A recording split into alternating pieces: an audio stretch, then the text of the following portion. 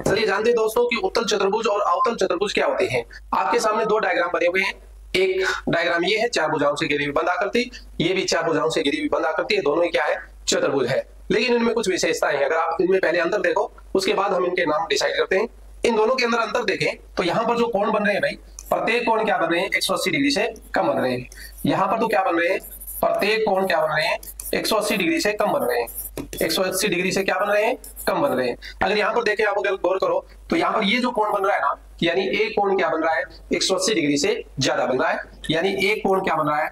एक कोण क्या बन रहा है? 180 डिग्री से ज्यादा बन रहा है। एक कोण क्या बन रहा है? 180 डिग्री से क्या बन रहा है? ज्यादा बन रहा है। और यहाँ पर एक कोण क्या बन रहा है? प्रत्येक कोण क्या बन रहा है? 180 डिग्री से कम बन रहा है। एक तो हमें ये विशेषता दोनों के अंदर नजर आती है। दूसरा, अगर हम यहाँ पर विकिरण की बात करें दोस्तों, विकिरण की बात करें तो यहाँ पर विकिरण जो है, दोनों विकिरण जो है वो अंदर बनेंगे।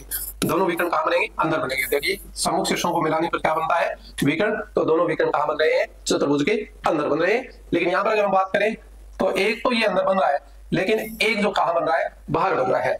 एक अंदर एक बाहर। क्या बन रहा है भाई? एक अंदर और एक कहां बन रहा है? बाहर बन रहा है। ये दोनों के अंदर अंतर हमें नजर आ रहा है। अब इनके हम नाम डिसाइड करते हैं। ये लगता है हमें थोड़ा सा अंदर धसा हुआ है, इसलिए इसका नाम है हमारा अवतल। क्या नाम है? अवतल चतुर्भुज। क्या नाम है अभी? अवतल चतुर्भुज। और इसका नाम क्या हो जाएगा फिर? उत्तल चतुर्भुज। क्या नाम हो जाएगा? उत्तल चतुर्भुज। तो ये विशेषताएं आपको याद रखनी है कि आप उत्तल के अंदर प्रत्येक कोण क्या होता है? 180 डिग्री से कम होता है और दोनों विकर्ण चतुर्भुज के अंदर होते हैं। जबकि अवतल दर्पण के अवतल चतुर्भुज के अंदर जो है वो एक कोण क्या होता है? 180 डिग्री से ज्यादा होता है।